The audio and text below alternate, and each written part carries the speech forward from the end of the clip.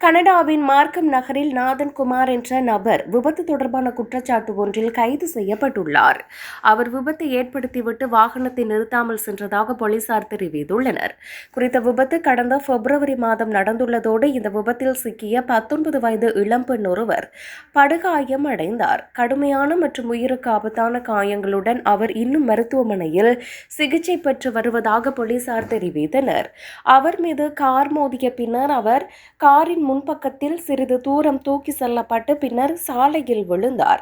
விபத்து நடந்த இடத்திலிருந்து சுமார் 50 மீட்டர் தொலைவில் அவர் கண்டெடுக்கப்பட்டு மருத்துவமனைக்கு கொண்டு செல்லப்பட்டார். இதனையடுத்து போலீசார் பல்வேறு பகுதிகளில் உள்ள வீடுகளில் சோதனை நடத்திய போது சந்தேகத்திற்குரிய வாகனம் மற்றும் சில சட்டவிரோத பொருட்களை கண்டுபிடித்தனர். போலீசாரிடம் சிக்காமல் தப்பிப்பதற்காக சந்தேக நபர் தனது அடையாளத்தை மறைக்கவும் சேதமடைந்த காரை சரி செய்யவும் முயன்றதாக அவர்கள் தெரிவித்துள்ளனர். இந்த நிலையில் அபாயகரமான முறையில் வாகனம் ஓட்டுதல், விபத்துக்கு பிறகு நிற்காமல் செல்லுதல் மற்றும் போதைப் பொருள் தொடர்பான குற்றச்சாட்டுகள் உட்பட பல குற்றச்சாட்டுகள் குறித்த சந்தேக நபர் மீது சுமத்தப்பட்டுள்ளது. இவ்வாறு இருக்க காரை சரி செய்ய அல்லது மறைக்க உதவிய நபர்களும் சட்ட சிக்கல்களை எதிர்கொள்ள நேரிடலாம் என போலீசார் தெரிவித்துள்ளனர்.